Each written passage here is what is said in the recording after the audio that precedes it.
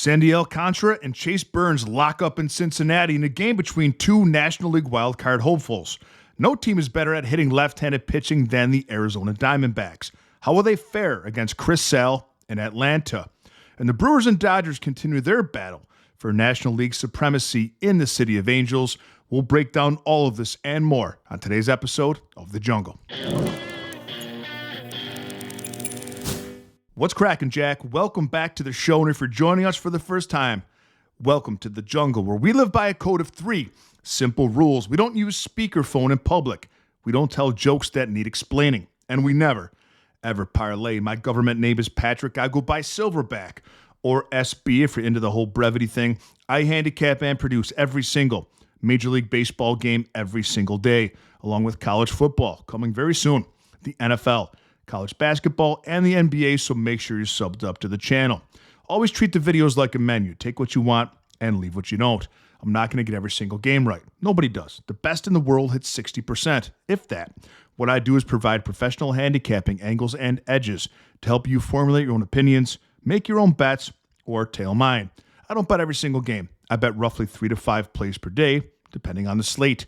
If you want to roll with me and bet what I'm betting, there are many ways to do that. Go to silverbackjungle.com or click the link in the comments section to become a member. As a member, you get my full betting card emailed to you every single morning.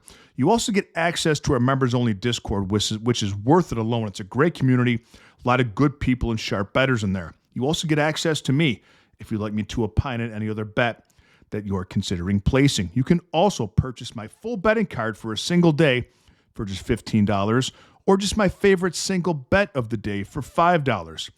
For Friday, that's in the game between the San Diego Padres and the Cleveland Guardians. You could also purchase college football, NFL, and combination packages, anything that you want. Silverbackjungle.com, or click the link in the comments section to get you there faster.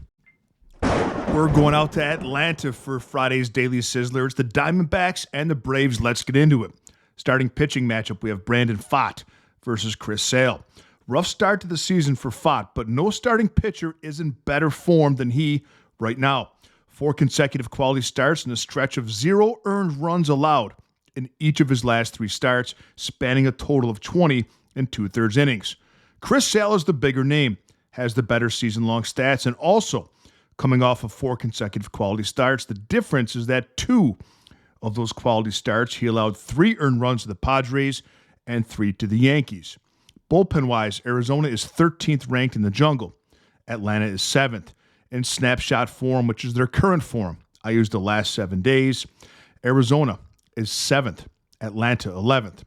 Offensively, the Diamondbacks are a B- for the season. The Braves are a B. In the last 30 days, Arizona's offense is operating 7% above the league average. Atlanta, 4% above. In the last 3 games, the Diamondbacks have an .865 on base plus slugging. For reference, league average is .710. Atlanta, .827. Offensive matchup is a stalemate. Brandon Pfaadt is in elite form right now. The Diamondbacks are playing very good baseball and very meaningful baseball.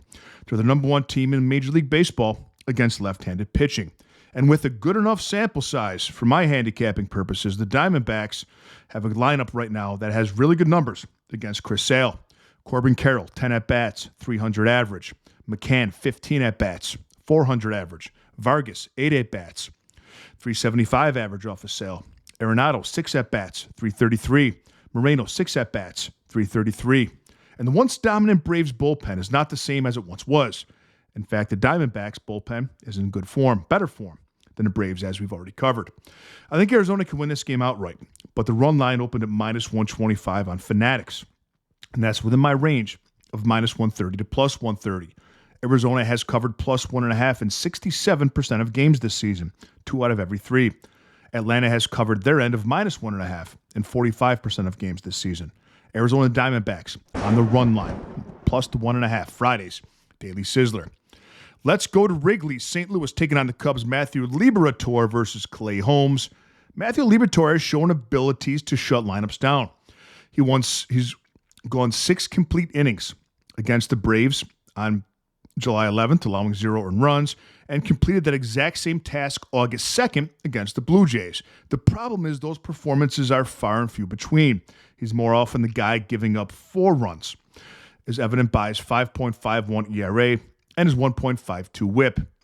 Handicapping Clay Holmes on the other side is very tricky right now. He had a great 9 starts to begin his campaign this season, was on the injured list from May 16th to August 8th, where he made his first start in the Cubs uniform August 8th and got hammered by Kansas City.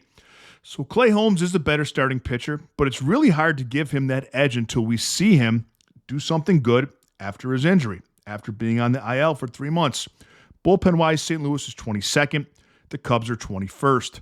Snapshot form, St. Louis 17th. The Cubs are 23rd. The Cardinals hold a slight bullpen edge. Offensively, St. Louis is a C for the season. The Cubs are a B+. In the last 30 days, the Cardinals are operating 5% below the league average. Cubs 8% above. In the last 3 games, St. Louis has a 652 OPS. Cubs 1036. The Cubs hold the offensive edge, and they are the better team. That offense is red hot, but it's tough to know what to expect from Clay Holmes. Both bullpens are bad. I like the price for the Cardinals here on the run line. It opened at -125. Miami at Cincinnati, very good starting pitching matchup. We have Sandy Alcantara taking on Chase Burns. Alcantara's had an up and down seasons, but more up than down. He's on a run of 3 consecutive quality starts in which he's allowed 0 earned runs across 20 innings. And the 30-year-old former Cy Young winner leads all of baseball in quality starts. If you're unfamiliar, quality start means you go at least 6 full innings and allow 3 earned runs or less. It's hard to hold the edge over Alcantara, but Chase Burns does, in my opinion. Burns coming off of a rough start against the Nationals, but even after that, he's 13-2 on the season. He has a 1.12 whip and his 2.61 ERA, nearly a full run lower than Alcantara's. Bullpen-wise, Miami is 19th, Cincinnati 20th. Snapshot form, Miami 12th, Cincinnati 24th. The Marlins hold the edge. Offensively, I have the Marlins graded as a C+ for their season-wide endeavors. I have the Reds a C. In the last 30 days, Miami's operating 1% below average, Cincinnati 2% below. In the last 3 games, Miami has an 859 on base plus slugging, Cincinnati 586. Miami holds the edge. I really like Chase Burns in this matchup, and if it's a lower scoring game, the home run ball can tilt this one way or another, and that certainly favors the Reds offense. Cincinnati's 7th in home runs, Miami's 23rd. Let's take Cincinnati here on the money line and open up at -112. Boston at Pittsburgh, Jake the Snake Bennett versus Bubba Chandler. 13 starts on the season for the Red Sox rookie Bennett. He was absolutely on cruise control, handling any lineup in his path, but like many rookie pitchers with rocket starts, once the league gets a little bit of experience and a little bit of film on them, they come back down to earth, and that's the case for Bennett. No, he hasn't been bad. Not at all. Just not as dominant. But 4 consecutive starts now of either 3 or 4 earned runs allowed. On the other side, we have old Bubba Chandler, the 2016 Earl County pig calling champion. And he's taken the opposite path as Bennett this season. He started off the season struggling, and he's gotten progressively better as the season has gone on. And Chandler has now allowed 2 earned runs or less in 4 of his last 5 starts. Everything considered, of course, I give the slight edge to Jake Bennett. Bullpen-wise, the Red Sox are 1st in the jungle. The Pirates are 17th. In snapshot form, Boston 2nd. Pittsburgh 14th. The Red Sox hold the edge. Offensively, Boston's a B-. Philadelphia is a C+. In the last 30 days, the Red Sox are swinging 4% above average. Philadelphia, 2% above. Last 3 games, Boston is 690 OPS. Pittsburgh, 591. The Red Sox hold the edge. I said Philadelphia. I meant Pittsburgh earlier. I apologize. I like Jake Bennett here better than I do Bubba Chandler. And I like the Red Sox bullpen. Obviously, I have them ranked 1st right now. Since August 1st, the Red Sox have scored 68 runs. Pittsburgh, 32. Take the Red Sox here on the alternate line of -1. And if your book doesn't offer the alternate line of -1, you can get a similar result by splitting your wager between the run line and the money line. White Sox at Detroit. No list of starter yet for the Sox. It's the curious case of Jackson Jobe for the Tigers. Jobe was one of the most highly talked about and anticipated rookies in the 2025 season. He did not perform well at all, and after 10 games went off to have Tommy John surgery, and his season was over. He just now returned for his first start August 8th against the Giants. And what a glorious start it was. 5 innings pitched, 1 hit, no earned runs, 4 strikeouts. So it is possible that the reason he struggled so greatly last year was because he was injured. It's certainly possible. We can't speculate. What we know is that he's returned for 1 game, and he looked great. But that was 1 game. Bullpen-wise, the White Sox are 18th. The Tigers are 24th. Snapshot-wise, the White Sox are 21st, but heavily fatigued. The Tigers 18th. Tigers hold the edge. Offensively, they're both a B- for the season. In the last 30 days, the White Sox are swinging 4% below average. Tigers 3% above. In the last 3 games, the White Sox an 846. OPS, Tigers 581. The offensive matchup is a stalemate. Now, the White Sox bullpen is an absolute mess right now. They're taxed beyond recognition. And, I was on my $5 favorite play of the day for Thursday was the White Sox money line. And that bullpen struggled walk after walk. They were using guys making their major league debut. They were already taxed to begin. And then Davis Martin got ejected in the 3rd inning. Along came Eric Fetty. White Sox ended up losing that game 9-8. But my point is that the bullpen is very heavily taxed. And this is a Tigers offense that's on fire. 63 runs scored since August 1st. Best in baseball. Let's take Detroit at home on the money line. Open at -130. Baltimore at Tampa Bay. No official starter yet. For the Rays, is Kyle Bradish for the Orioles. A 3.69 ERA and a 1.34 whip for Bradish through 23 starts this season. He's in pretty good form as he's tossed 3 quality starts in his last 5. His strikeout numbers are down a bit, and that can be concerning against the Tampa Bay offense, the team with the highest team batting average in all of baseball. Bullpen-wise, Baltimore's 12th and Tampa Bay's 5th. That Rays bullpen has certainly gotten good. Snapshot form, Baltimore's 19th, Tampa Bay 4th. Offensively, Baltimore's a C+ for the season. Tampa Bay's an a B-. In the last 30 days, Baltimore is swinging 1% below average. Tampa Bay's 3% above. And in the last 3 games, the Orioles have a 751 on base plus slugging. Tampa Bay 992. The Rays hold the edge.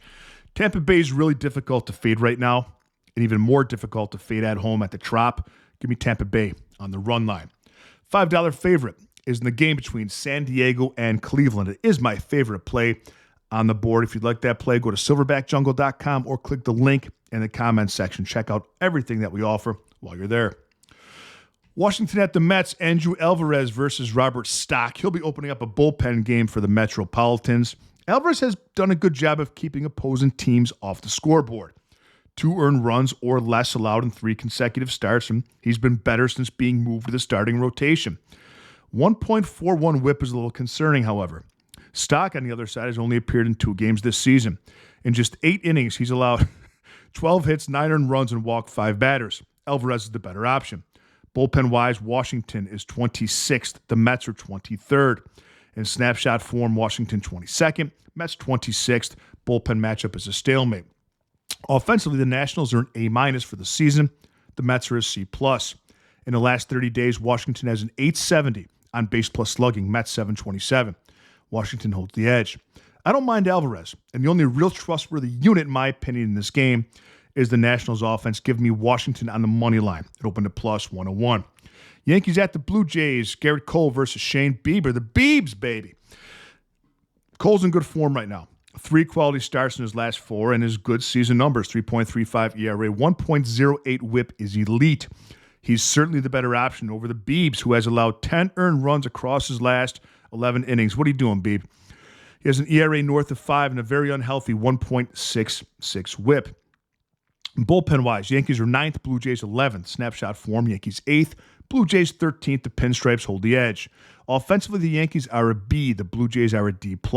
In the last 30 days, the Yankees are swinging the sticks, 4% below average.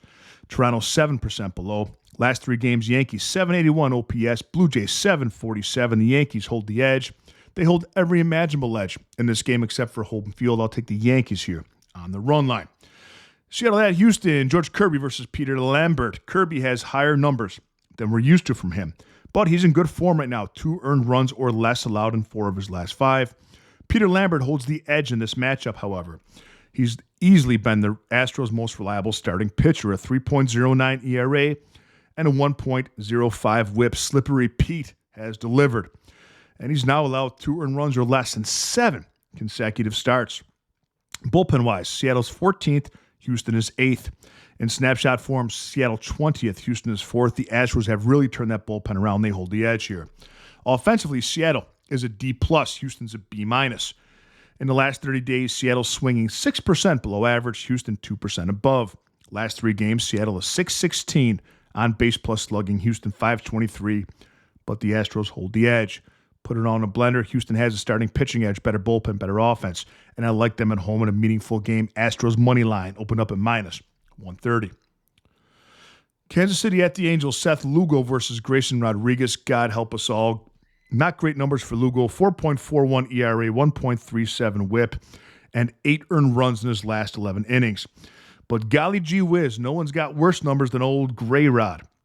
7.20 ERA, 1.62 whip across 12 starts for the Houston, Texas native. Bullpen-wise, Kansas City is 27th. The Angels are 25th. Snapshot form, overall 29, Royals, Angels 25th. Snapshot form, Royals 27th, Angels 25th, slight edge here to Los Angeles. Offensively, Kansas City's a C, Angels a D+. Last 30 days, Kansas City 5% below average, Angels 10% below. Anything you can do, I can do worse. Last 3 games, Kansas City at 530 OPS, Angels 573. Kansas City holds the offensive edge, but I think we see some runs in this game off of these 2 starting pitchers and bullpens. Let's go over the total of 9. Texas at the Athletics, we have Kumar Rocker versus Gage Jump. Both starters have been difficult to trust this season. Rocker has shown some flashes of excellence, but he's had 2 starts within his last 5 in which he allowed 7 and 6 earned runs. Same thing for Gage Jump. This rookie season, he's had some good outings, but 6 earned runs allowed to Arizona on July 22nd. 6 allowed to Detroit on August 2nd. Both these pitchers have a floor that is not worth the upside. Bullpen-wise, Texas 15, A's 28. Snapshot, Rangers 9th, Athletics 30th. Offensively, they're both a C+. In the last 30 days, Texas is operating 3% below average, the A's 3% below. In the last 3 games, Texas has just a 564 OPS. The A's are at 699. The A's hold the offensive edge. I think the weakest links in this game are Kumar Rocker and the A's bullpen. So let's take the A's first 5 innings on the money line. Milwaukee at the Dodgers, Robert Gasser, the gas can, taking on Yamamoto. A 4.57 ERA, 1.22 whip across 13 starts for the gas can. Ain't gonna cut it, Jack, against Yamamoto, whom I'm considered to be the best starting pitcher in Major League Baseball. Bullpen-wise, Milwaukee's 4th, Dodgers 2nd. Snapshot form, Milwaukee 6th, Dodgers still 2nd. Slight edge to Los Angeles. Offensively, Milwaukee's a B+. The Dodgers are an A. Last 30 days, Milwaukee's 1% above average. The Dodgers 2% above. In the last 3 games, Milwaukee at 574. OPS, Dodgers up to 847. LA holds the edge. This is a severe, massive starting pitching advantage for the Dodgers. Offense in better form, better bullpen right now. Let's take Dodgers here on the alternate line of -1. In the last game, we're looking at Colorado at San Francisco because it's on the schedule. Kyle Freeland versus Landon Roop. You can pick up Kyle Freeland jerseys at a discount these days in Colorado as he enters the arena with a 6.63 ERA and a 1.50 whip. It should be noted, however, that his last 2 starts have been his best, but Roop is the better option. He has had his struggles this season, but he's also had very strong performances that we can point to and much better season numbers than Mr. Freeland. Bullpen-wise, they both stink. Colorado 30th, San Francisco 27th. Snapshot form, Colorado 28th, San Francisco 29th. Throw the edge out the window in any one of these jabronis here. Offensively, Colorado's a B-, San Francisco is a C. In the last 30 days, the Rockies 2% above average. Giants 6% below. And in the last 3 games, Colorado has an 858 on base plus slugging. San Francisco 596. The Rockies hold the edge, but I think the biggest edge either way here is going to be the starting pitching matchup that Roop possesses over Freeland. I'll take the Giants here on the money line. It opened up at -125. Have a great day, Jungle Nation. Thank you for all of your support. Make sure you're subbed up to the channel. Hit that like button if you don't mind. It helps our community grow. Check out all of our options to become more involved in the jungle at silverbackjungle.com, and I will see you tomorrow with a little more money in your pocket.